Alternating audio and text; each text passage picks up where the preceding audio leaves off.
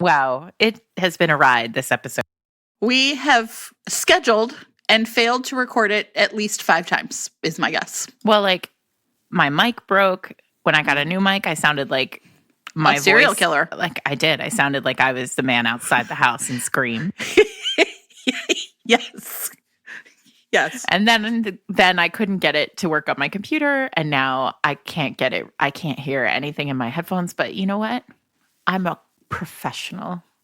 That's right. We've been doing this for 4 seasons. I don't need to hear anything. It's fine. You can hear your own voice because you're in your own head. I can hear you, and I can hear something of me.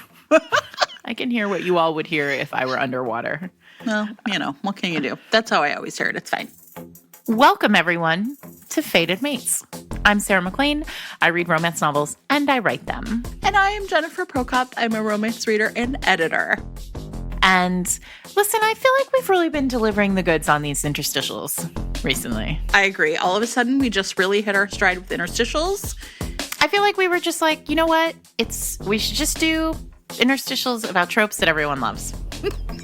Yes. And so today, then we decided to go hard or go home on that whole idea. And this is a trope I'll be honest, you either love it or hate it. But I think we're really fun and people are going to listen no matter what. I thought you were going to say you're really trash for it because you are. The bin. Listen, I wallowed around in the dumpster this morning before recording. Oh yeah, I want to know if you finished the book that we were talking about earlier this week. Oh, I did. Okay, so everybody, we're doing Boss Assistant. Now listen, I know this is a problematic trope. I give you permission right now, if this is not your thing, to hate listen. Or not listen. How about not listen? No, listen, you should listen. We're funny. It's great. But I give you permission. And I mean, I think the other thing is when you really have you're up against a problematic trope, I think it's fine as long as you admit that it's problematic. So we can maybe just like off the top talk about how problematic it is. It's problematic because like in real life, there's a lot of, and in books, there's a lot of power dynamics that go on in this. You could definitely get fired for, by your jerk boss. Sure. For just because you decide you don't love each other or want to be with each other, which of course never happens in romance novels. Sure. You could absolutely, he should get fired or she should get fired if you are, say, 100%, yes, an intern and he is, say, a partner in a law firm. Sure. These are not great power situations. And, but the reality is that it's interesting because I think a lot of us, like, looking back over our lifetime, have definitely known people or been people who have been, like, in some sort of, like, workplace hierarchy relationship. And here's what I'll also say. If you are the outsider to that, like, watching it, and you're just like, it's a lot.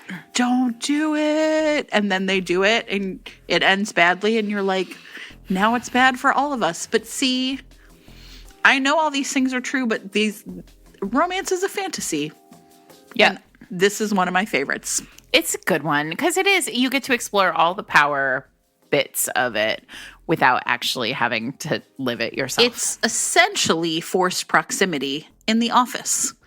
And I think one of the reasons I really like this trope, everybody knows, is I'm a fan of romance novels where everybody is on page together all the time. And in these books, you're on page together all the time because you're at work all the time. And I think that that's another reason why, like, at its core, I'm very drawn to this trope is because you're trapped in a telephone booth. Only one person has more power, more authority, right? So it's just like built in really interesting to me, even though I also realize that in real life, it's like an actual nightmare. I think it's important for us to also note that if you are in one of these situations, HR is there. Yeah, but listen. But also HR works for the company, so. HR works for your boss, so you're kind of, unless you're the boss, right? I was like, as George the cat would say, HR is for the boss. Hey, listen, I think in order to have this conversation, we have to ground it in real life, and this Scholastic publishing thing is bonkers. Wild. You guys, we're going to put notes. We're going to put in show notes some of the articles about what is going on at Scholastic right now, where the CEO of the company who died just one day, ended up leaving all of his shares of the company, or most of his shares of the company, to his mistress, essentially. Well, he wasn't married. So he wasn't married. Well, wasn't he married and then he was married and then he was, it's complicated is what I'll say. But also, like, there are children. This is a family-owned business. He never had a succession plan. Like, and then suddenly this woman who is now like engaged to another person now. There's a lot. There's a lot. It's fascinating. I try really hard to like not, looky-loo at train wrecks, but this is a tough one to look away from. Yeah. I will just say, yeah, I agree. Yeah. It's definitely like there are several 10,000 word articles on it, and we'll put them all in show notes, and you just block out a day to just lose yourself down this rabbit hole. Or you could read these really fun books that we will talk about where you don't actually have to worry about any real life outcomes of any of these situations at all. Fair, which is better. So, Jen, why do you like it? Although we will have some queer recommendations, one of the things that's really interesting about this trope is it tends to lean very heavily into patriarchal power dynamics where the man is the boss and a woman is his assistant. That's not always the case, and I actually tried really hard to find some that were not. But just so you know, as we talk about this trope, it is sort of built into the system. There's I just want to say before you go any further, there is an Andy Christopher book that actually we talked about on a recent episode, Married in Vegas, Woke Up Married, book, where she is the partner and he was an intern in her office. They do not have that dynamic in the actual book, but if you like that, that'll like edge up on this kink. Yeah, well, and I think that's it. It's like, I hope we'll talk about sort of the ones that like really like fire my butt, make work for me. But then like we'll talk about some that maybe if you're not into that will also work for you. So, okay, I think there's a couple things. One of the things I really like about this trope, I'm garbage, everybody, like garbage, is I really love it. No judgment zone. Okay, well, listen, I'm judging myself. Because as I was writing this down, I was like, ooh, yeah. Okay. Almost always, this man has gone through 1 million assistants. No one can work for him. Yes. Right? Yes. He's like insufferable and terrible. Yes, right? But also, usually there's a contract. Like a ironclad, you cannot leave me contract. Sure. Or not always, but like on some of my favorites, yes, there is. Right. There's some kind of reason that it has to be. Why would a terrible person I think I answered the question already, but why would you hire an assistant and be like, now you must sign this ironclad contract? For me. Yeah, because otherwise you're going to quit like everybody else. What if she's terrible? Right. Okay. So the forced proximity thing, I think.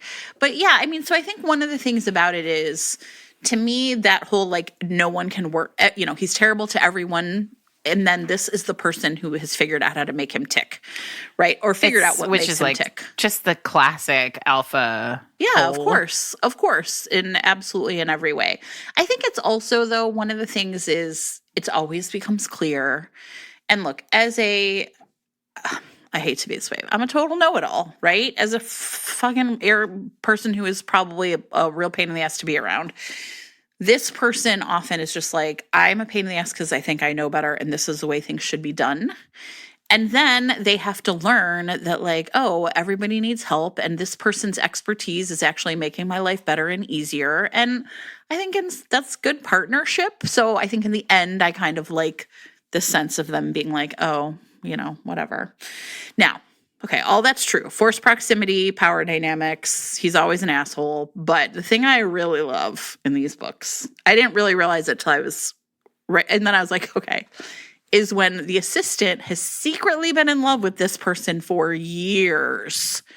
And then is finally like, in an act of radical self-care, I must remove myself from this terrible job, this terrible man. I have to quit to save my heart. Mm-hmm. And then all of a sudden, this dummy of a man who is the boss is like, oh, shit. Yeah, how will I ever live without her? Yes. And that's what I want. And I realize that like the profile of almost every book that I love, that's really actually it's not that it's like boss assistant as much as like very rarely in life, only in the workplace can you really be like, I'm out of here and go get another job and really be gone. So, right? And I love that. Getting gone. Yes. Have we talked about West Wing? Yeah. No, I don't think, I mean, we know you love it, but. Yeah, but you, I don't think you've, so there is, for those of you out there who are West Wing, for those of you out there who are West Wing fans, there is a moment like late in the series where it is clear, so it is clear for the whole series that like Donna, the associate chief of staff, I forget what his title is, but sure. Josh Lyman's assistant is just gone for him. Yeah, absolutely. Like from the beginning, just wild about him. And finally, she's like strong enough, she's strong enough to just walk away because he is treating her like garbage. And she leaves without telling him and gets a temp. Like there's a White House temp who goes and sits at her desk and he screams her name out the door the way that he always does. Yeah. And she's not there. And he's like, oh my God, what have I done? And it's that panicked moment of like, this person who literally is your other half. But part of the joy of it is, you're right, like the forced proximity of the workplace makes this so intense. And so I think, I spent a lot of time thinking about it because although I have done all the setup for like he's an asshole, the thing that I really love about this trope is this moment where again, like with power dynamics, right? The boss should have all the power. But when the assistant or the underling says, hey, no, I'm not going to put up with it anymore, I'm leaving. Mm-hmm. That is like one of my favorite moments because I love to see people stand up for themselves or when they're backed into a corner. Now, look, I understand that it's deeply problematic that you have to be subjected to an asshole to stand up for yourself. But that is the thing that I love the like, I'm getting out of here, and then, right, now what's going to happen? So, like, not to be too wonky about it, but, like, also, isn't there a little bit in this particular version of Boss Assistant that's about, like, sticking it to the man? Like, oh, yeah. Layered on it's like, if you're going to strip it all away, that's what we're talking about, this kind of, like, capitalist, like, yes. Eat the rich feeling. Sure, absolutely, right? Because here's the person who should have all the power. Mm-hmm. But really, it turns out the person with the power is the underling, right? Is the underdog, is the union organizer. So there's never unions in these books, sadly. More unions in our books. Okay, so I think that's it. It's like that just is really my kink. I fucking love that. I love that dynamic. I love when someone's like, you can't treat me that way anymore. And the other person has to realize like, oh shit, you're right. I can't treat you that way anymore. Now, I'm going to casually mention, but not really discuss 3 books that we've already talked about a lot that have this kind of dynamic, which is Beautiful Bastard by Christina Lauren, right? Lead by Kylie Scott, which I've talked about no fewer than 1,000 times, and Scoring Off the Field by Naima Simone. I'm always surprised that we've never talked about Lauren Layne on the podcast because I really love Lauren's books. And I think, sometimes you're looking for just like a really solid romance. Like you're looking for a book that like is going to start, have a middle, and have an end, and you're going to enjoy it, and it's just going to happen, right? Yes. And I think Lauren delivers that really every time. And so I want to talk about Huge Deal by Lauren. So, listen, Sarah, I'm sorry. I thought you were going to say something else. Huge deal, everybody. Huge deal. Huge deal. This is the 3rd book. Now, listen, I listen to these books in audio. Oh, interesting, because you're not a big audio person. For some reason, I got like into, I don't know, I was walking the dog a bunch, and you know what I think I did? I subscribed to one of those, like the Audible like monthly thing. Oh, yeah. And so it's these were like free Audible original. You know why I did it? Because Kylie Scott had a like Audible original, and I love Kylie, as we all know. And so I immediately subscribed to this. And then I was like, oh, well, I have it for a month, so perfect. I'll just listen to whatever. Anyway, so the series, which is 21 Wall Street, is about like hotshot investment bankers. So, that's going to work for you if it's going to work for you. It begins with Hot Asset, and the hero of that book is being investigated by the SEC, which is great. So anyway, the second is hard sell, and then the third is huge deal. And the three of them are the heroes are best friends, and they share an assistant at this investment bank. And the story over the course of the 3 books is very much like this assistant is so great. And the reason why they share her is because like she's so perfect in every way and so competent and so fabulous that like they couldn't decide who got her essentially. And so they share her. So she has to look, this is terrible. She has to be all 3 of these jerk hotshots assistants, course, but always. whatever. So, over the course, this is the good business because over the course of these 3 books, you see that like Kate, the assistant, is just not for the other 2, right? She's young, she's beautiful, she's talented, she's competent, she's, everything you could want in a partner, but like clearly these other 2 they think of her like a sister or an assistant, right? But she's had the hots for Kennedy Dawson. That's a good romance name, by the way. For, an eternity. And he just has never seen her that way because this is for the mystic pizza lovers in our listenership. Because he's like old New York money and supposed to basically marry old New York money. And she's not that. And so like there's a class conversation being had here on multiple levels.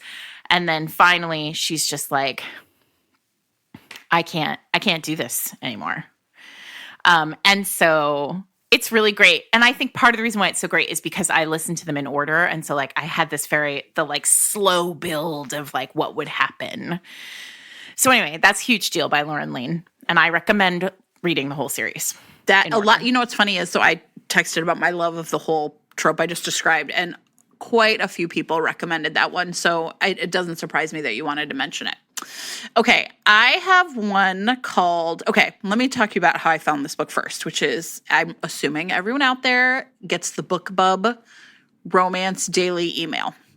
And look, you can go really wrong on that thing because you're just like, oh, it's free, I'm going to click. Oh, it's 99 cents, I'm going to click. And then you have, all these books you're really like never going to read.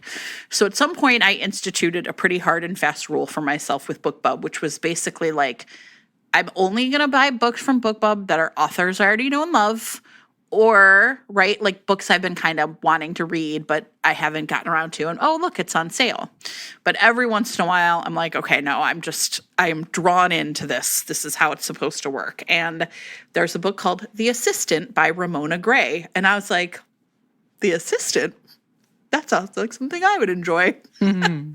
And I think at that point, it was probably like $1 or whatever. So I clicked on it, and I've got to tell you, I don't think I have ever been so delighted at the I quit scene as I have in this book. Good. Let me tell you what happens. So Lena is the assistant, and the boss is Aiden Wright. And it actually opens up where you think he's like, you don't know right away because it essentially starts with them like making out, and you're like, oh my God, what's happening? And it's her like daydreaming. Like she just cannot stop herself from like daydreaming about him at the office in like really inappropriate ways, right? So every time he looks at her, she like sort of gets like kind of swept away into this daydream where they're like making out. It's really funny, but he clearly is just like this real cold fish, and no one in the office likes him, and everybody's quit, but she is a professional, so she just puts up with it. And but her dog, okay, listen, trigger warning, right? Content warning, her dog dies. And that's a brave choice. Right? Her dog has been really sick, and she goes to the vet, and the next day is like, I'm not going into work. I just want to stay home and be sad. Mm-hmm. And she goes in the next day, and he is like, I can't believe you're so unprofessional to not show up. And she loses her mind, and she's like, my dog died, you motherfucker. And she like curses him out and quits and storms out. And I was like, hell yes, Lena. And he then shows up the next day at her house and apologizes and is like, I have a dog I love, and I'm really sorry. And I'm really sorry that you couldn't have told me. And like, am I that bad of a boss? And she was like, yeah. Now, For romance reasons, he then invites her to go away to his cabin for the weekend to like get away. And then, of course, they're trapped there in a snowstorm and it's all great. But I would say, like, I was like, it was this great book. I was super into it. And I think I read the rest of the series. Like, her sister gets a book. But I was really like, this is like the fireworks I want at the beginning of this book is her, like, quitting. Okay. This isn't quite the same kind of quitting because she's not like, she's thought he was sexy, obviously. I mean, this is the thing. I mean, obviously. Right? Sure. So my other pick, and this one is very short and like, very delicious. This is Whitney G's Naughty Boss. Whitney G is another person. Someday we'll have to do Friends to Lovers because Whitney G's actually written a great Friends to Lovers book that I love. And, you know, that's rare for me. So, but okay. So this is epistolary. There are swaths of this book that are epistolary. So you all know that I love epistolary romance. So I was sort of destined to love this. So this one is the heroine has this like terrible, horrible boss who like makes her do his chores and like just sends her all over the city to like do stuff that's not related to her job. And so she comes back from like whatever she had to do that day and she's just put out. And so she writes this absolutely scathing email about how in 2 months, when her contract is up, she is quitting the company and, you know, he can kiss her ass because he's so terrible. And she sends it to her best friend. And then, of course, she doesn't send it to her best friend. And he writes her back. Yeah. And it's... listen, that is the business. That's the stuff. Because she's horrified. And he's basically like, and because in the thing, she's like, and he's hot, and I'm through fantasizing about kissing him because now I'm fantasizing about getting the hell out. And he writes her a letter back that's like, oh, really? Let's talk more about your fantasies. It's good. It's good. It's also very short. So if you just are looking for something that's quick and yummy, that's the one. This week's episode of Fated Mates is sponsored by Avon Books with Nisha Sharma's newest release, Dating Dr. Dill. Look, this one is so cute.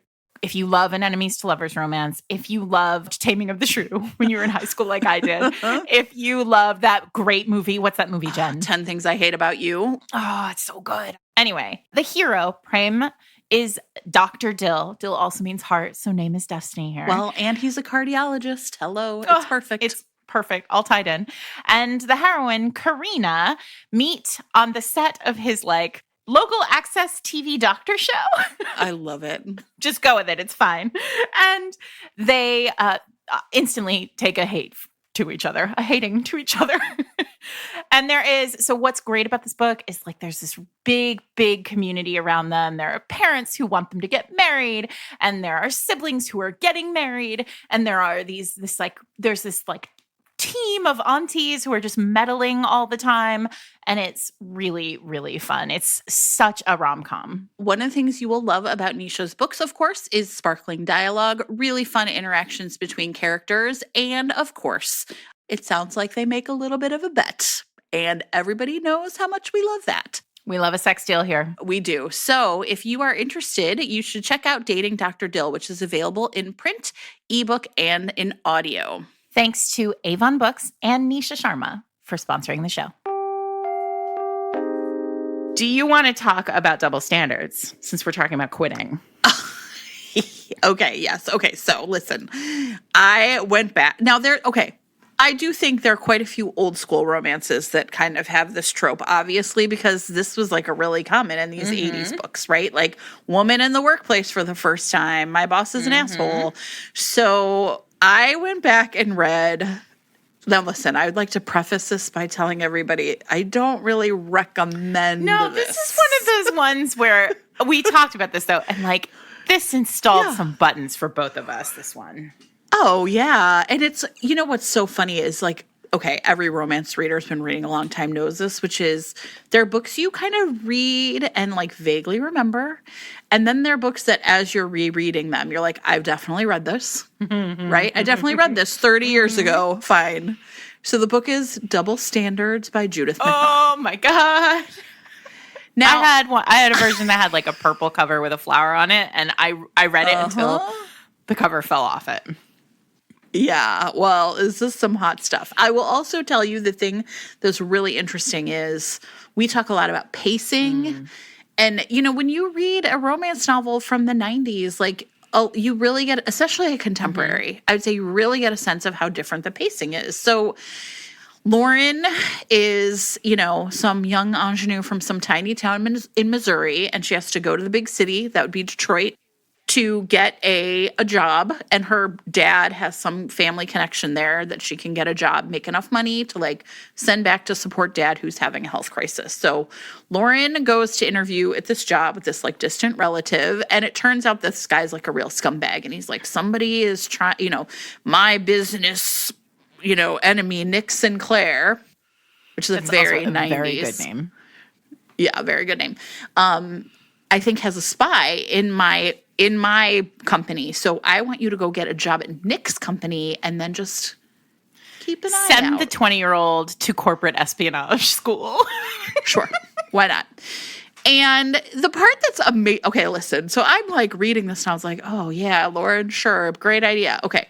So she's like, okay. I mean, I guess.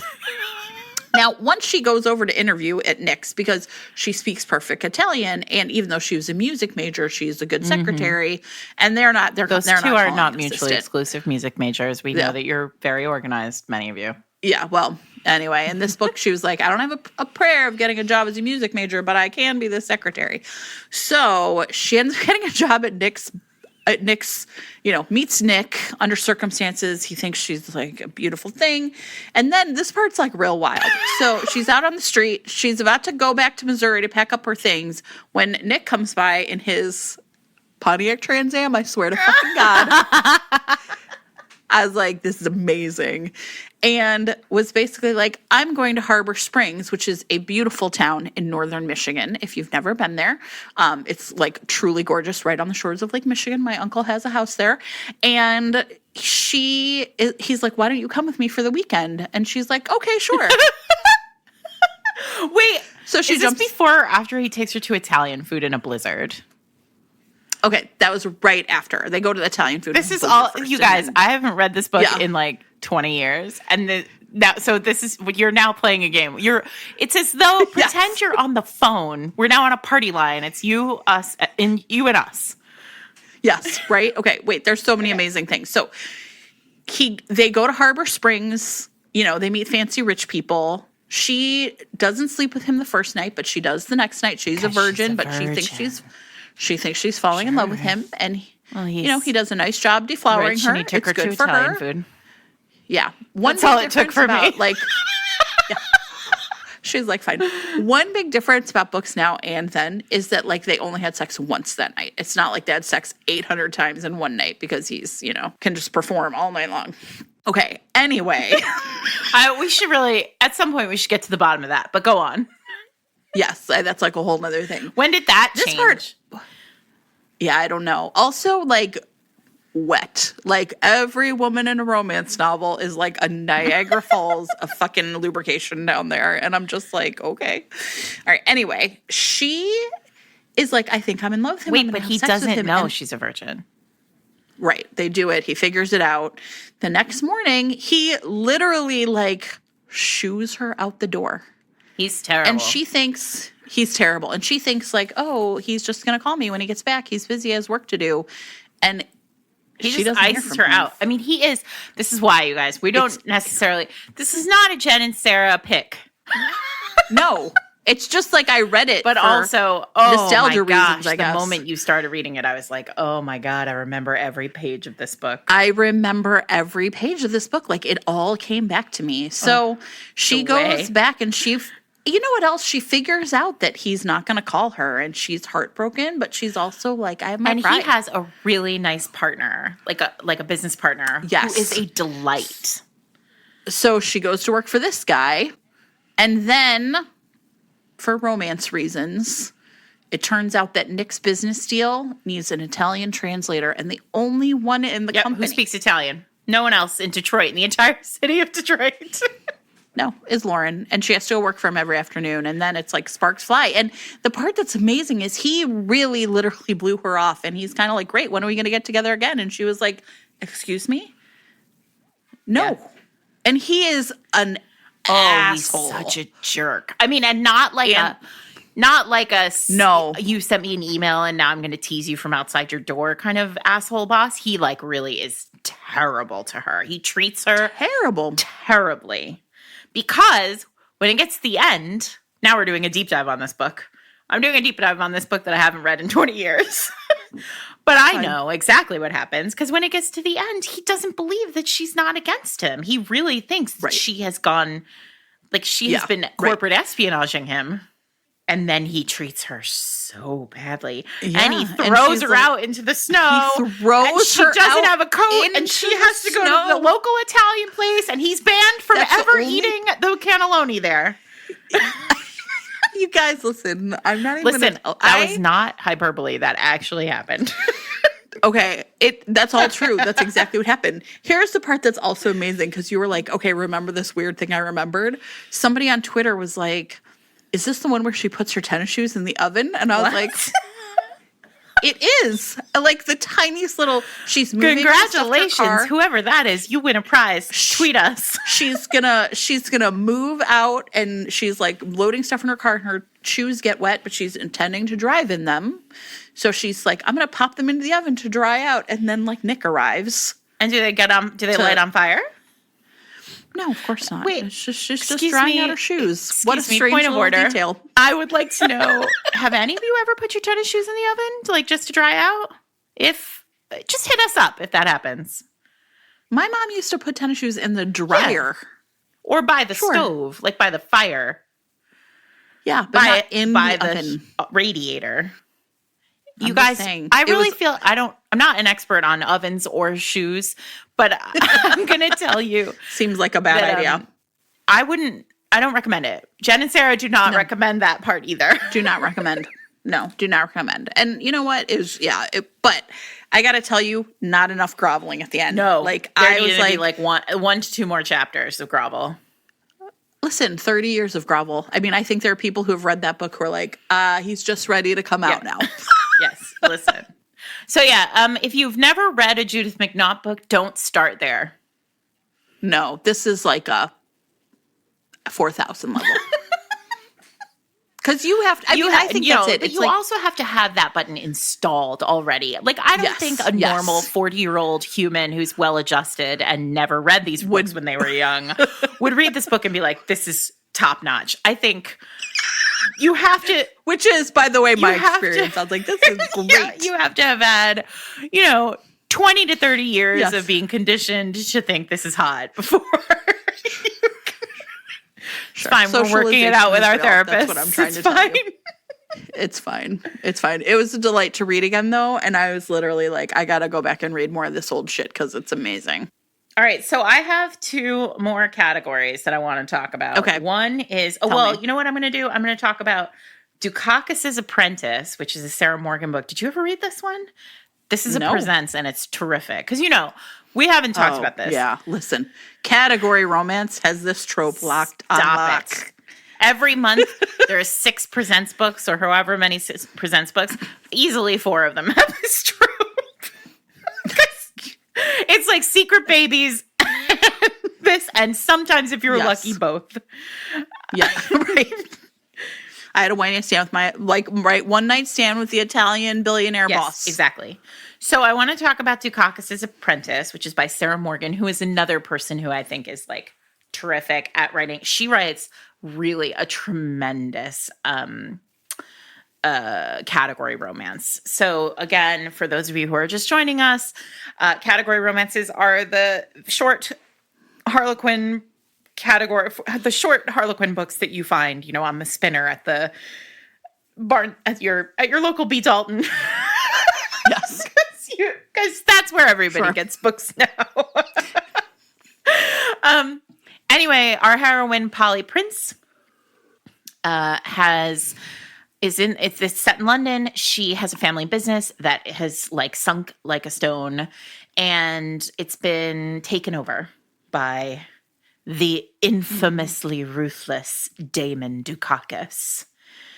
And he's kept her on for romance reasons as somebody to run her side of the company, but with the understanding that she doesn't know anything about business clearly, and so she needs to learn from Damon, which, obviously and this is another example of like just a like total asshole hero, except when he does the things that asshole heroes do to heroines in this book, where he like mistreats her or he insults her or he thinks that she's like not capable of being a businesswoman because she's too beautiful a woman for whatever reason. Sure. She is like, hey, fuck you. You don't get to talk to me that way. And she stands up to him every single time, every step of the way. And of course he's like, oh, she's nothing like other women. I must have her. I must own her. I must, claim her. I must love her forever and ever. Sure. Anyway, I'm a big fan. I'm a big fan of Sarah, and I'm a big fan of this book. I think it's one of her best books, and I actually think it's a really perfect example of how categories can do this trope better than anyone, because they just like put all the gas in the engine and then run it on, 150 miles an hour until the end. For 60,000 words, and then bam, you're done. No break. All gas, no brakes. God, I love that. Okay, here I have, how many more do you have to go, Sarah? I got a lot. Okay. So, I don't have to go. I could stop whenever, but I have a few more. I have a few more I want to talk about, and then maybe some more we'll just name check. But okay, so I really want to talk about The Replacements by Shae Sanders. Now, this one is pretty new. I think this might be a late 2021 release.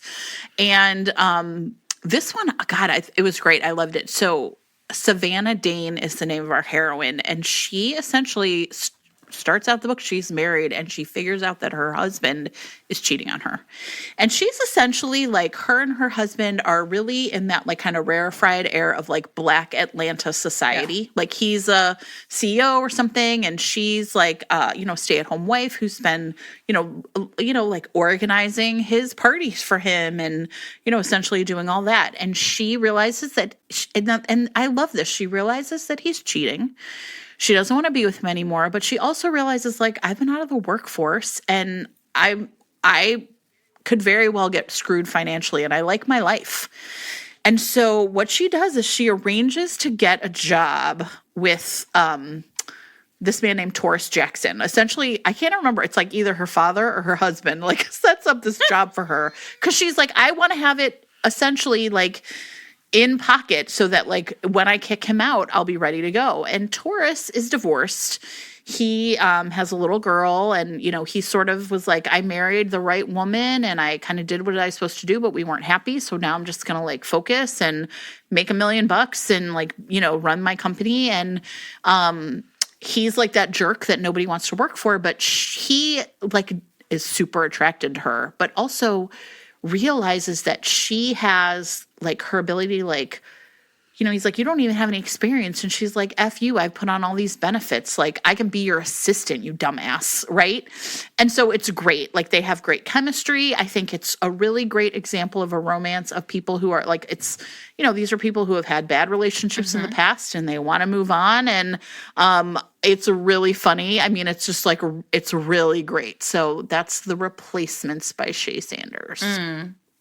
So I have 2 books that I think of as boss saves the heroine, or boss saves the employee, or boss, which I think is like a subset of this trope for sure. Yeah, I was thinking about this, like when the boss's business is so dangerous that the assistant gets in trouble. Ooh, that's a good one. I don't have one like that. I hate to say it. I think a lot of that mafia stuff maybe kind of plays into that trope, but I was trying to think of ones that I was like, yeah, I want that, where he's like, oh no, I've put her in danger. Right, she's in danger because I can't stop shooting people on the docks. Fine. I want it. If you have that, if you guys, I wasn't able to think of those, but if you call want Joanna it, Shoot. I wanted to. She's got like 10 books for you lined up. I literally am going to text her immediately. Like yes. Okay. Okay. Well, this is not that. This is Kathleen O'Reilly's Shaken and Stirred, which Kathleen O'Reilly is another category writer who I really, really have loved over the years. I think she's terrific. She wrote a series. Part of why I really like Kathleen's books is because often categories are set in small towns, and these are set in New York City. And I think that they are very I think they're very true to the city. Like they feel appropriate to the city. So this series is called Those Sexy O'Sullivans, and can confirm. And the first one is Shaken and Stirred. And the premise is that Tessa, the bartender, she and Gabe, the hero, have been friendly for a long time. And he gives her a job. They open, he and his brothers have all opened this bar. And she's a student and a part-time bartender for him. And she gets herself into a situation where she she doesn't have an apartment. She doesn't have a place to live. And so he's like, no problem. You can just live with me. So if you like, if you like boss as roommate, as secretary, if you like boss, roommate, worker, this is for you. So she's like, oh, I could never. And he's like, please, it's upstairs. It's fine. You could totally. And she's like, okay, fine. But no sex. The deal is no touching. We're just friends. We're just going to live together and work together and have the hots for each other for 216 pages. And this is a Harlequin Blaze, R.I.P. Blaze. Ugh. So because it's a Harlequin Blaze, that it's hot, hot, hot. And it's really, really fun. It's a really fun book. It actually tackles a piece of this boss secretary thing or boss assistant thing, boss employee thing that that is always hinted at, but never quite often not really tackled, which is their coworkers. Tess's coworkers are all oh, so now you're fucking the boss. Right, sure. And she's like, no, yes. We're not. And then she's fucking the boss. Oh, God, we are. This episode of Fated Mates is sponsored by Piper Rayne, authors of Lessons from a One-Night Stand. This is the first in their Bailey series, and this book is free and the series is complete, and we know how important that is to romance readers. Lessons from a One-Night Stand is extremely appropriate for this week's episode because it features a boss-employee relationship in Jen's favorite form. Okay, listen, when you have a one-night stand in a romance, for sure, the next day, that's going to be your new boss. And in this particular case, the hero, who is a teacher, has a one-night stand with the school principal in the back of his Jeep on a drunken night. Listen, I want it so much. I'm going to leave immediately and go read it. If you also like boss-employee relationships, one-night stands, fishes out of water, people who are new in town, small-town romance, and romance is set in Alaska. Also, listen, I'm not going to lie. Pretty curious about the mechanics of the backseat of that Jeep. I am. I'm sorry. It's a small. Maybe it's a big Jeep. Oh, sure. Could be a Grand Cherokee instead of a little one.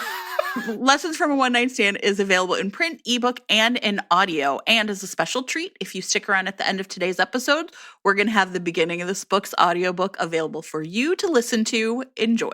The ebook right now is free, and you can read the entire series, which we know you're going to want to do. Thanks so much to Piper Rayne for sponsoring the episode. Now you had another one? Also by an O'Reilly, but a different O'Reilly. As one So does. I don't know what ever happened to this other O'Reilly, but there is a woman named Jane O'Reilly, and she wrote a book called The Pleasure Principle, which is an erotic romance where the heroine has had a terrible breakup where her boyfriend said, you're terrible in bed. I mean, I love this as a plot setup always, right? Yeah, sure. And so she's like, And there is this like legend about her boss that he throws these parties at his mansion in England. And at these parties, people just come and they have sex like all over. They're like orgies. And so she decides that she is going to go to one of these parties and essentially like figure out, like watch people and figure out like how she is going to get better at sex. Obviously. And of course she walks in and he's like standing up on high watching this like absolute bacchanal downstairs. And he's like, what are you doing? He's pissed. He's like, what are you doing here? And she's like, I'm here to learn about sex. And he's like, all right, I'll teach you. Oh, and I love that. I'm just like, yup, put it in my veins. Right in the veins. Just yeah. right, an IV. So I like that because that's also like boss, in my mind, that's somewhere in the neighborhood. It's in the part of the pool where the boss saves the employee. Yes. Okay. Well, I have a couple actually. I have one that will work for that. So, in Taking the Score by Kate Meader, which is an entangled romance, which I consider essentially like a category, right? Emma Strickland is essentially spent all her money bailing out her sister's debt, which is, some crazy thing. And so she has a job working in an office for these, there's 3 books in the series, and these 3 guys own some sort of property management business in Texas.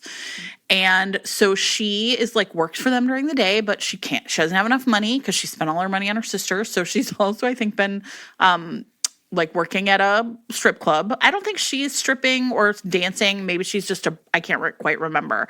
But the key is that she also doesn't have a place to live. So she and her cat have essentially been like squatting at work, right? Like there's some sort of floor that's like no one is using, or an empty closet. God. And so she is like, okay, I'm just going to live in here. And like none of her clothes fit right because she had to buy them out of the thrift store. He doesn't even pay any attention to her until I think he runs into her at the strip club. You guys, I know this is quite a plot line. I don't care. And he's basically like, wait, that woman with this banging body is my assistant who wears these frumpy suits to work. What is going on? And it turns out that one day her cat escapes from the little room and makes it up to his apartment because, of course, his apartment's in the same building. And she and the cat move in with Brody. And honestly, it was great. It's fine. I loved it a lot. Listen, perfect. Okay. Yes. I have that leads me to one of mine, which is because we went from sex party to strip club, and now we're going to go straight to like sex club, if you don't mind. I don't mind. Because we're going to go directly to The Raven Prince by Elizabeth Hoyt, which we have talked about before on the podcast, and is absolutely delicious. But this one is about a sort of scarred, it's all Elizabeth Hoyt books are a little bit Beauty and the Beast because that's her core story for sure. And he is a scarred earl who's like grumpy and miserable and can't keep staff because everyone hates him and he's scary and mean. And she is an impoverished widow who needs to make money, like to keep her sister and her like maid housekeeper, who is like also kind of her mom, okay, like to keep them healthy and alive. And so she takes this like absolutely unwanted job as his secretary and essentially man of affairs, right? And lives this life with him where, they share desks. Their desks are like next to each other in the library. And he is like mean and cruel and like angry with her all the time and cranky. And then slowly they start to like warm to each other, and then he falls for her, but of course he's like too broken and too terrible for her, like he can't possibly be good enough for her. And so instead of saying to her like, I am warming to you and you are hot and I would like to marry you and make you my countess, he goes to a sex club to like request a woman who looks like her so that he can just like get it out of his system. Very Derek Craven of But him. It's she fine. also feels this way about him, and she finds out he is going to Aphrodite's grotto. Excuse me, it's perfect.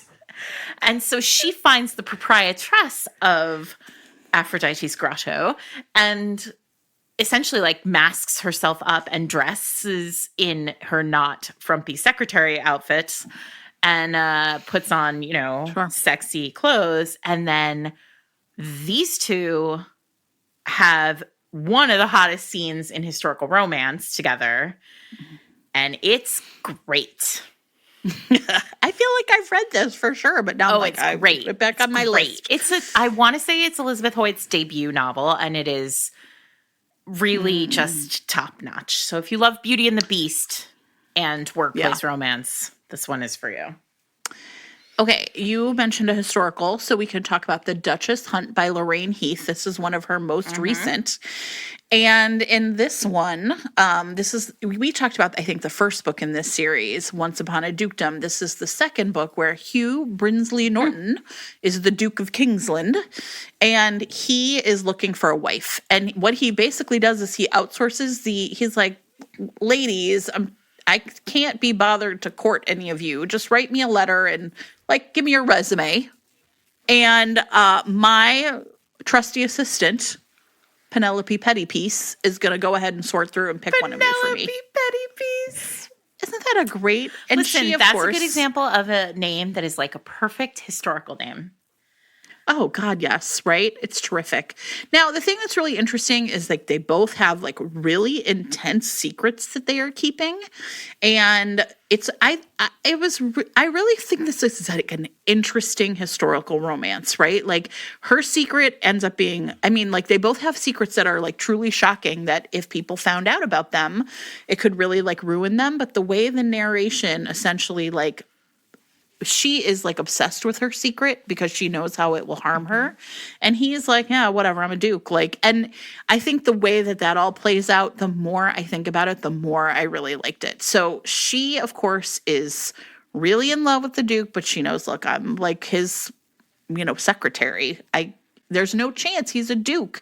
So she's determined to do her job and find him a nice girl from this stack of letters, but it doesn't really work out that way. I love it. All right, listen, I have another historical, and this is where you start to edge into another interstitial. So I'm just going to mention it and then say, but how this season we've been talking about, especially in the interstitials, how the romance pool is put together, what the Venn diagrams are of all of these tropes and how they fit together. And I think if you're talking about workplace romance, with power dynamics, it's sort of impossible not to, at some point when you're in the historical pool, move into governesses. Yes. Right. Because I was thinking that too, but it's almost. But then it peels you away into a different pool. Have we done governesses? Right. I think we didn't we? Or nannies or something? I don't remember.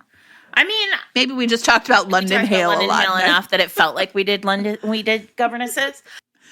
Maybe. If you are a historical lover and you want to try more workplace romance in historical, go directly to Diana Quincy's The Duke Who Ravished Me, which is the end of her Rebellious Brides series, in which the Duke of Sunderford, Adam Fairfax, is a capital R rake, for those of you who are watching Bridgerton. And nice. Who has a sex room in his house, complete with a sex swing in his house. And one day, unfortunately for him, he inherits 2 7-year-old twin girls as wards, and they come with a cantankerous, very stiff upper-lipped governess named Isabel, who has many, many secrets, and Adam and Isabel fall wildly in love, and it's romantic, and it has a little bit of a mystery, and also the scene, look, Jen and I are on the record for not liking children in romance novels, but the scene where the girls discover the sex swing and think that it's just an indoor swing is chef's kiss. That sounds pretty great. Okay, I want to wrap up here by talking about one of my favorites, and then I'm going to make a list of some other ones because I have a deep bench here, and I have to talk about some of them. So one of my favorites, actually, which probably I should have talked about at the beginning, is called The Good Assistant by Cynthia Sachs. And this is one of those like unrequited ones Cynthia where Sachs. yeah, me too. And you know what? Like this is, and it's like, okay, I've probably read this book 10 times, and I'm telling you, I don't know why it's my favorite, right? But I think it also has like a really strong start where Trella Grant is the assistant, and she's like going up the elevator with his dry cleaning. He's going to something that night. And, she just realizes she has this moment where she's like, I'm tired of being alone, but I can't be with anybody else because I'm obsessed with him. And so that night she like gets him all like dressed, and he goes out, and he's like, we're going to do work. I'm going to ignore my date. We're like, just stay on the phone. And he's like, by the way, send my office chair back because I hate that new office chair you bought me. And she's like, okay, fine. But she masturbates in the chair, and he comes back and catches her. And listen, I was like, all of this is wildly inappropriate, but I would like more of it. I've read this book a million times. It's so great. A real fan favorite in this, and again, check your content warnings, is a book called Rock Hard by Nalini Singh. Oh, that's a good choice. How did I not think of that? It is a terrific book. And basically, Gabriel Bishop is like the new CEO of this company. He's going to essentially I think it's like a department store. He's going to turn it around. And Charlotte, is not his assistant, but she like works there. And basically is his assistant is constantly making Charlie do all the work. And he figures it out. And he is just like really fascinated with her, and she is terrified by him. She is constantly refers to him as T-Rex. And it turns out that she has had a very traumatic incident happen in her past, and her fears of men in particular are really grounded in something terrible that happened to her. And he is just so determined to like overcome and like sort of get through to her and show her that she doesn't have to like live in fear. And it's a book literally if people love. It's so good. Okay, let me talk about one more contemporary, which is another Susan Elizabeth Phillips classic, which is Heaven, Texas. I think probably I really imprinted on this one, which is Bobby Tom is this ex-football player, and he's going to make a movie in his hometown, and Gracie is essentially hired to be his assistant. Bobby Tom. And again, like I imprinted so hard on this book, you guys. I can't even tell you. It's amazing. Here's my thing. And literally no one but her can do these names. Oh, yeah. I wrote a Bobby Tom. I mean, it's so, and you know what though? The thing that I really like about this book is, it's funny. It's great. There's so many things about it, but he does not understand her work ethic. And there's the secret he's keeping from her, which is that she's essentially been fired. Like the movie company cannot really afford to keep her on staff, but he likes having her on staff. So he's like arranges to pay her salary, and she doesn't know this because she's like, I'm never going to take anything from him. I just watch everyone in his life take from him, and I don't want to be that way. And it's such a good conflict. It's so delicious. Mm-hmm. And I've read this. I read this book when it came out in the 90s, and I reread it enough that I'm like, oh, it's really good. So that's another good one. Okay. Do you have any more? Because then I'm going to say one more thing before we wrap up. No, I'm good. Okay. One of the questions that people asked in my thread was, are there books where the woman is the boss, right? And I did a little bit of a deep dive. Some of them we've talked about before, but I kind of and I'm not going to necessarily talk about these books in the same way. I just want to name check them, because if you are like, I'm really upset about the power dynamics in these books, then a lot of these books are going to maybe feel or land a little bit differently to you. Some of them because they don't really just traffic in the same tropes at all, but some just because, they just are going to feel different. So another historical, and I believe we talked about it before when we did epistolary, was My Fair Duchess by Megan Frampton. She inherits a duchy, and she essentially needs her man of affairs to kind of help her figure it out, right?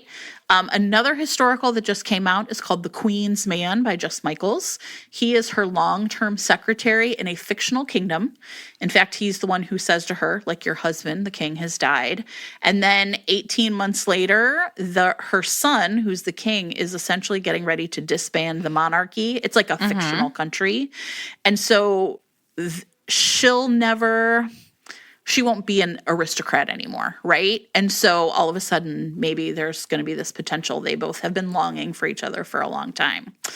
Another one that we talked about, so I'm just going to name check from our best of 2021 list, is Careless Whispers by Cynthia Williams, where she essentially is running her dad's tobacco firm, and he is like the, head of, essentially research and development, and they come into conflict. Now, she's not really his boss as much as she's the big boss, and then her father kind of fucks her over and fires her, and then he takes over. But that conflict between them, where she is the boss and has to figure out what does that mean, I think is still a good part of this book. And then finally, something to talk about by Meryl Wilsner is, again, if you're like, I cannot read this book with these power dynamics. In this book, it's set in Hollywood. It's the two women fall in love, but are basically determined to not start their love affair until they are no longer in this power dynamic relationship. And so the one who's the underling, the assistant, leaves essentially and gets a different job. And then they essentially start their affair. So if you're really interested in careful unpacking of the dynamics of what it would mean and the long-term viability of your relationship, perhaps, you could check out Something to Talk About by Meryl Wilsner.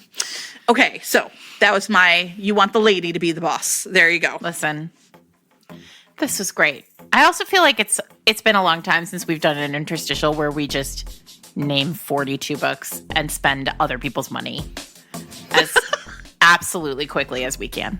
Under an hour. That's all I want. And do you have $200 to spend? We can spend it for you in under an hour. Ooh, good times. I mentioned Bridgerton. We're watching it here. We hope you're all watching it there. I could watch the costumes all day. Oh my God. Also, and the Kate Sharma, played by the most beautiful human in the world. She is the most beautiful human in the world, I think. It's almost unreal. I've written a number of moments in books where heroes are like, I can't even look at you. It's like looking at the sun. That's how I feel about Simone Ashley all the damn time, but never more so than when she's wearing peacock blue. Now I'm just kind of if I were Simone Ashley, I would call Christian Siriano and I would be like, make me an entire, just every outfit I have. It's just this color. This is my signature color. I will never wear another. The actor Jonathan Bailey, who plays Anthony, very handsome. I will admit, I was kind of meh. Generically handsome to me. I'm sorry, don't hate me. He is his acting is so superb in this. And just the way he manages the jaw muscle ticking, right? And he knows he gets the brief. Oh yeah. I just really found myself thinking that at first I wasn't sure. In the first episode, I was like, I could take him or leave him, but I have really been won over. No, he knows how to play a hero.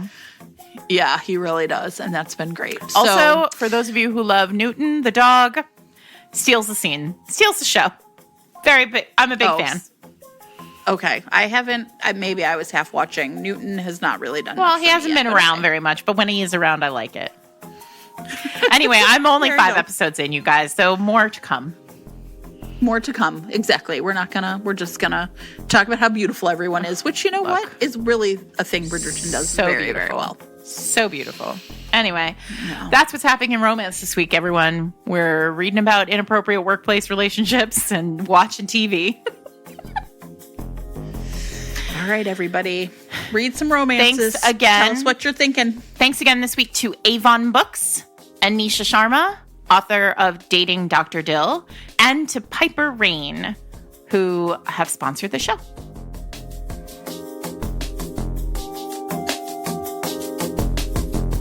1. Austin.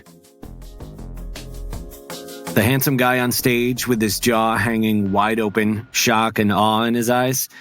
That'd be me, Austin Bailey. Eldest brother of the Bailey clan, guardian to my younger siblings, biology teacher extraordinaire, baseball coach, good neighbor, and all-around pretty great guy. Before we dive into the fact that karma just raised its middle finger at me, you should hear how my day began. Today started like every other day. I woke up, got ready, prepared breakfast for my ungrateful twin sisters, Phoenix and Sedona, then we all hopped into my Jeep to head to school. Of course, Phoenix didn't eat the pancakes. Her exact words, if I remember correctly, were, "They taste like cardboard. Can't you just follow the recipe?" Sedona ate the pancakes, but as soon as we pulled into the parking lot of Lake Starlight High School, where they're seniors, her appreciation for me ended. "Park in the back. I don't want to be seen stepping out of this monstrosity." I've learned that there's no pleasing a teenager, especially a female one. No offense, ladies, but her comment still irks me. How is my Jeep embarrassing? It has a snorkel, so when I off-road, I don't have to spend my money on a new engine and can instead afford to buy her whatever new outfit she wants. She should be grateful, thanking me. But she's 17. Pleasing her is impossible. I purposely park in the front row and honk my horn to announce our arrival because pissing off Sedona is one of my top 5 favorite things to do. I'll miss that come next year. Phoenix's stomach rumbles as she exits the car. Sedona has already raced off to the nearest entrance as if that creepy it clown is following her. I stroll toward the door, reloading my emails on my phone, hoping I receive the response I've been waiting for and that it contains good news. Elijah, my star pitcher, cuts me off. "Coach, I need some advice." He runs his fingers through his long hair. "How to cut your hair? Come see me. I've got clippers in my office." It's like a contest these days for the kids to see who can grow their hair and look the most unkempt. I don't get the appeal, and Elijah is the worst of them all. "No, Coach. Becca broke up with me." There's a hitch in his voice. His eyes scour the courtyard where most of the kids hang out until the first bell rings. I stuff my phone into the pocket of my jacket. "Why?" "Well..." He runs his fingers through his hair again. "For the love of God, next season if I'm still here, I'm making a new rule. If your hair covers your eyes, I'm your barber." Of course, then JP's mom will call to complain. She always calls. I think if we changed the flavor of the performance drink we give them from strawberry to lime, she'd call. You know the type. She probably still wipes his ass to make sure he did it right. And though I understand that the Andrews family has had its share of heartbreak, she was like that before and after. I pushed JP's mom out of my head because just the thought of dealing with her will give me a headache. "What'd you do?" I opened the door to the hallway. With it being Monday morning, my fellow teachers nod, gripping their coffee mugs like life vests. A group of 3 girls lingering around one locker follow Elijah as we head down the hall. I'm not blind. He's kind of a big deal around here, and I can guess what path his teenage hormones led him down. They're tricky fuckers to manage. "You know Sarah Pyler?" Elijah asks in a tentative voice. "See? Too bad I can't bet on my players' screw-ups. I wouldn't be working here, that's for sure. I'd be a rich man." I open up the door to my classroom, and Elijah heads in first. Do I know Sarah Pyler? Of course I do. She's usually the one in the short skirt with her finger twirling a strand of her hair. The worse her grades are, the more bubblegum she chews while she asks to move to the front row so she can see the smartboard better. Sarah would eat up and spit out a kid like Elijah if he ever tried to tangle with her. "Yeah, I know Sarah." He sits in the chair next to my desk. "There was this dare." "Nothing good comes from those." I cross my arms. "JP was razzing me about how I've only ever kissed Becca, and that when I go to college, we'll break up, and how the girls at college are on another level. His eyes widen, silently asking me. I went to college. I played in college, and at one time, I thought maybe I'd hit the majors. Then, family responsibilities brought me back to Lake Starlight. Now I teach and try to advise kids like Elijah not to make the mistakes I did. Then again, youth is your free pass to do stupid shit.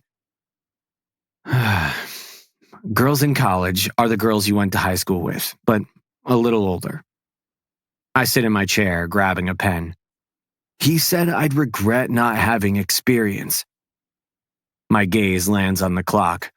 Elijah has about 5 minutes before first class bell. I hold up my hand to stop him from rambling. Listen.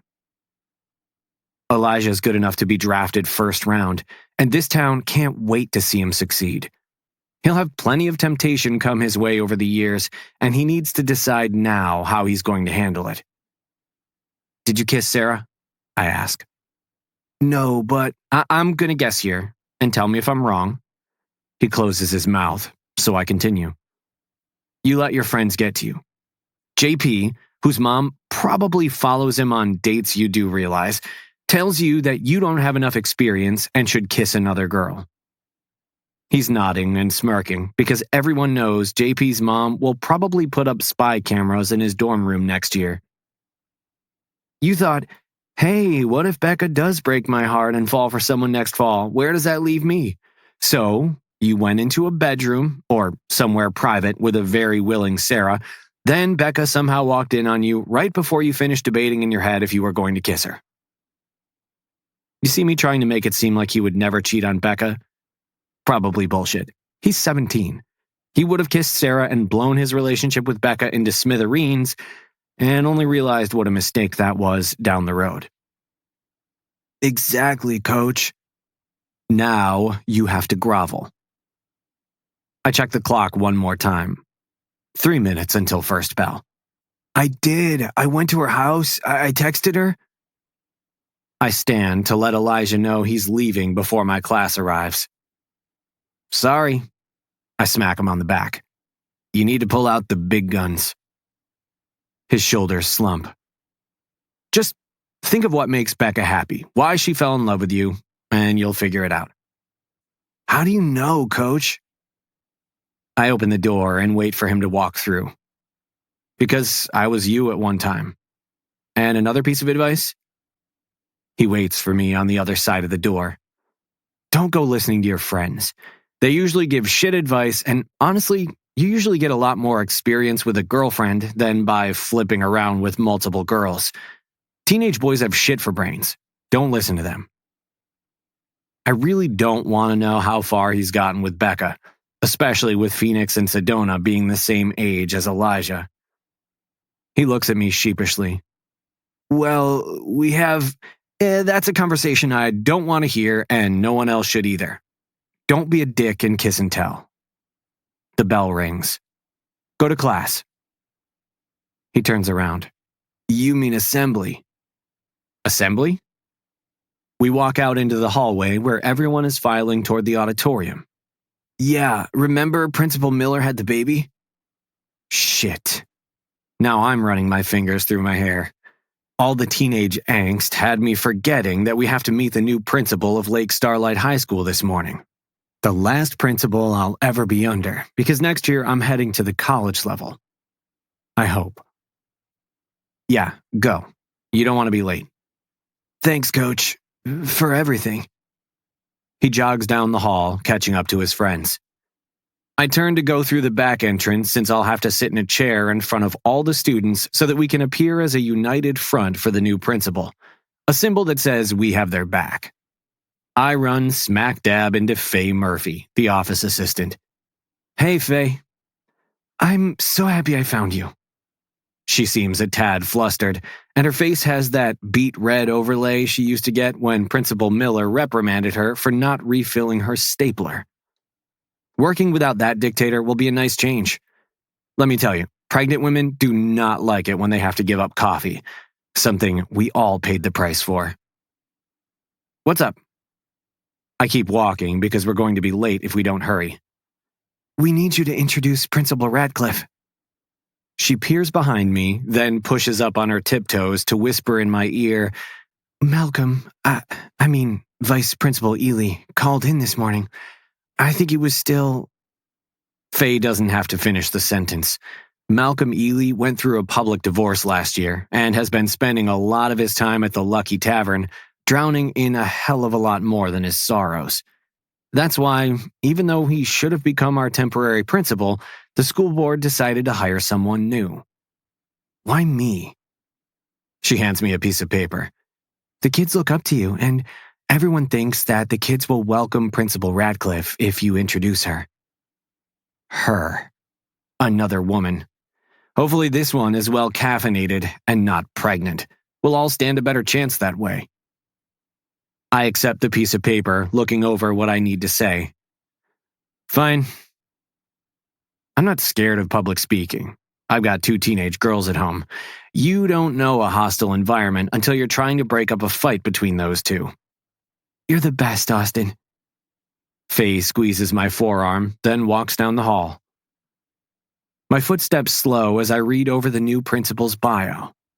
What the hell is a Yale graduate doing in Alaska at Lake Starlight High School? After skimming over her education, I fold up the paper. I can wing it from there. Besides, the kids couldn't care less about what's printed on that sheet. Heading into the auditorium, I search out the face of our new principal, but I know everyone here.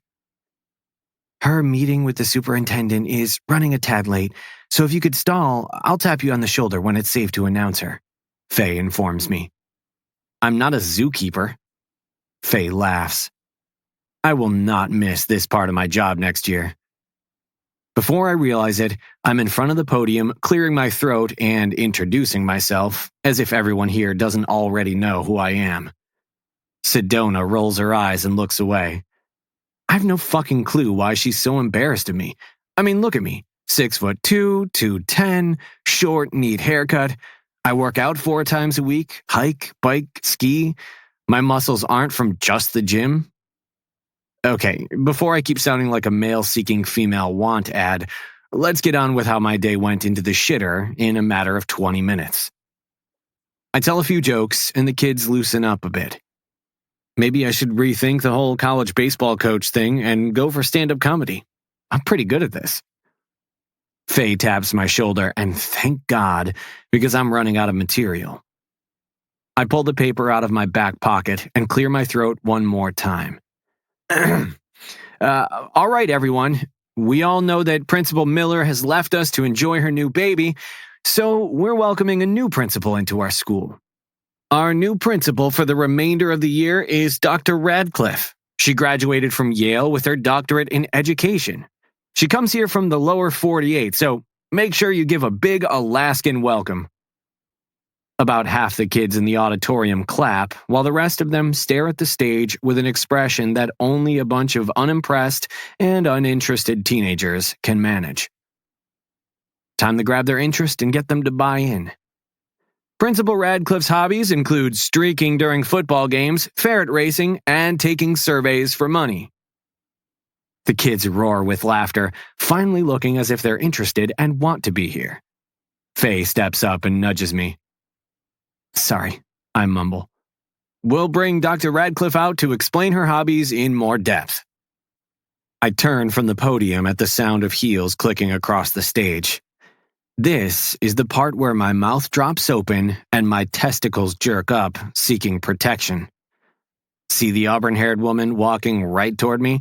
The one who looks as pissed off as Sedona did when I honked my horn in the parking lot this morning? Yeah, that's my new boss, the new principal of Lake Starlight High School. I don't believe in kissing and telling, but I'll tell you, this is the first and only principal I've ever given an orgasm to in the back seat of my Jeep. 2. Holly. I'm going to kill him, is the first thought that hits my stunned brain. Slowly. Since I'm a complete professional, I refuse to let the fact that I slept with the man standing at the mic, staring at me with wide eyes, derail me. So I smile.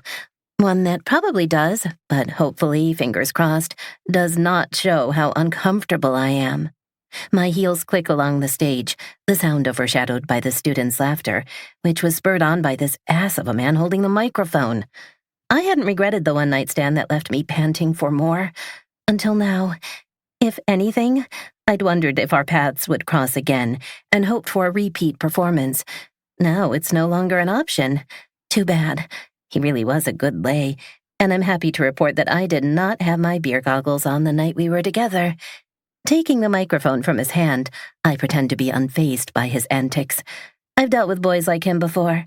They're usually under the drinking age, though. Sorry, His face is about as pale as a sack of flour. Thank you, Coach Bailey, right? It'll do him good to think I don't remember him. He licks his lips. Yeah? I pretend that it doesn't spur memories of his magnificently talented tongue. Whoa, I zoned there for a moment. Cut me some slack. It had been a while since I was properly taken care of. I clear my throat into the microphone, ending the whispers and murmurs from the student body now that Coach Bailey has sat down behind me. He can stare at my ass all he wants. He'll never have it in his palms again. Good morning, everyone. I turn back to Coach Bailey. Thank you for the wonderful introduction and the additions to my bio. I promise to let you do the streaking next time. I give him my best fake smile. Faye, the office assistant's face is fire engine red as she sneaks a look at Austin, obviously uncomfortable. Facing the students once again, I'm surprised to still have their attention. I'm Principal Radcliffe, and what Coach Bailey didn't tell you is that I'm from Florida, born and raised. I can't believe you guys still have snow on the ground. It's been years since I've seen it. I was a professor at Florida State before taking this job. Why come here? A kid near the back row screams. Everyone laughs. Guess I've watched too many Alaska shows on the Discovery Channel. I earn my own laughs without the help of Coach Bailey. I have my own reasons, but they're not for the student body to know. Thankfully, this job presented itself, and people aren't exactly clamoring to work in Alaska, so getting this job was easier than I would have thought. I want each of you to know that I have an open-door policy. Although I'm only here for the remainder of the school year, since Principal Miller will be returning next year, I hope to get familiar with each of you. For you seniors, I'm making it my commitment to meet with each of you to talk about your future and what path you see yourself headed down. I know most of you will have probably chosen your school, or maybe you're weighing your options. But I think I can help you understand what the expectations will be once you reach post-secondary education and help you with what, for some, is a difficult transition. Groans and more mumbling sound from the students. I mean, maybe one of you wants to take surveys for money. If that's the case, I would be the go-to person for advice. I turn to face the man whose good looks still make my heart beat uncontrollably. Right, Coach Bailey? The auditorium fills with laughter. He smiles, leaning back in his chair, one leg resting on his knee. Bastard thinks he's the king of this school. He's about to be struck from his pedestal. Well, I'm sure you all want to get on with your day. Please remember, my door's open, always. Have a nice day. Faye rushes up to the microphone, taking over to instruct the students to head to first period in a single-file line. She snaps at one kid roughhousing with his friend. I totally underestimated her. I'm happy to see. A few of the teachers approach, introducing themselves before heading off to their classrooms. But Coach Bailey lingers, obviously waiting for me. The auditorium clears out, and as the custodian, Kip, I think, stacks the chairs, Coach Bailey finally approaches me. Holly. He says my name as though he knows me. Okay, so he kind of does. But knowing I have a racing stripe under my panties is not the same thing as knowing me. Hello, Austin, right? He smirks, biting the inside of his cheek. Yeah. Nice to see you again. Thank you for that humorous introduction. Really got the kid's attention. He stuffs his hands in his pockets and rocks back on his heels. Yeah, sorry. I just thought it could use some spicing up. So you won't mind if I send you my resume? You know, since I need to look for another job after Principal Miller returns, maybe you can spice that up too. He laughs, his smirk growing. All right, I deserved that. Truce? Do most women give in so quickly, Austin? I cross my arms, my blazer pulling on my shoulders. His gaze floats down my body, concentrating on my breasts for a few moments. Then he meets my gaze again. Most times. You did on Saturday. I'm clenching my jaw so hard my teeth might turn to dust, but I ignore his reference to Saturday night.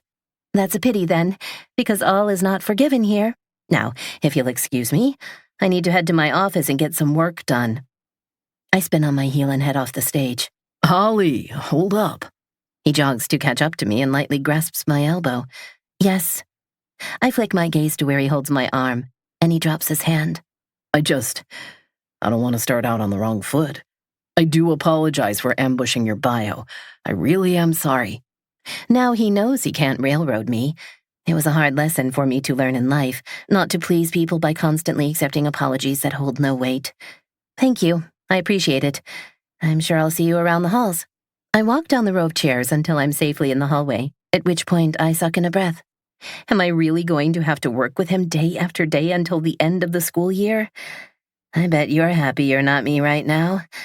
I would be. I'm not in my office for 5 minutes before my cell phone rings on my desk. My mom's name flashes on the screen. Damn it, I need this right now like I need a yeast infection.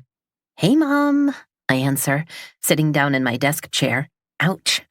My teeth dig into my bottom lip as I inhale quickly from the stabbing pain centered on my tailbone. I guess Alaskan high schools don't have the budgets for comfortable office chairs that colleges do. Good afternoon, or I guess morning for you. She laughs. I was checking in to see how you're settling in. Well, remember I started my new job today? Oh, that's right. You should have called this morning to remind me. You know that phrase, the apple doesn't fall far from the tree? Yeah, that doesn't apply to my mother and me. She's laid back and believes everything takes care of itself, and I do not. I had a lot to do, I say. You always do. What's that supposed to mean? I tap my pen on my desk in agitation. I swear that a mother's ability to say only 3 words and still get under her daughter's skin is a special talent bestowed by the heavens. Nothing, sweetie. How's the weather in Oregon? Cold? Now you know. I lied to my mother. I know, but I do have my reasons. I cross my fingers. Yeah, good thing we went shopping for that winter coat you told me to buy.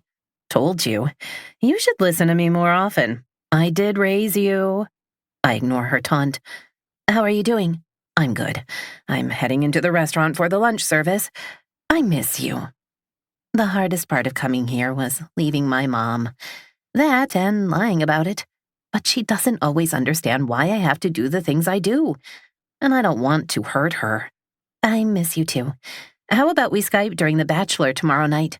I ask, dropping my pen on my desk. Perfect. You make a pizza and I'll make one. It'll be just like we're together. A knock sounds on my office door, and I glance over to see Faye standing there. It's a date then. Have a great day, Mom. You too, sweetie. Love you. Love you. I hang up, guilt eating away at my stomach. What she doesn't know is best in this case. In a few months, I'll be back in Florida and she'll never be the wiser. I wave Faye in. I'm sorry, Principal Radcliffe, but please call me Holly. Principal Miller said that shows a lack of respect for authority. God bless this sweet woman's heart. I insist. Call me Holly. Okay. I hate to interrupt, but Coach Bailey has asked to be penciled into your schedule. You have an opening during 4th period, and he has a break as well. I wanted to make sure that was okay. I never want her to feel afraid of me, so I smile sweetly. Of course. Please pencil him in. I say that while thinking that he needs to stay the hell away from me with his sexy smile and tall, strong build. I could grab Faye by the lapels of her silk jacket donned with shoulder pads and scream in her face, Do you have any idea how magical his fingers are? I'll cave, Faye. How much is one woman supposed to resist? But I'm a professional, so I'm not going to do that. Great, I'll stick him in then. Visions of when Austin stuck it in me come to mind, and I feel my face heat. She smiles and shuts the door when she leaves my office. If I wasn't in a fishbowl in the middle of the front office, I'd let my forehead fall onto my desk. So far today, I've been humiliated in front of my new school, stood face to face with a guy I let finger fuck me on Saturday night, in his Jeep, no less, and lied to my mother. Again. This move is working out exceptionally well. What more could a girl ask for?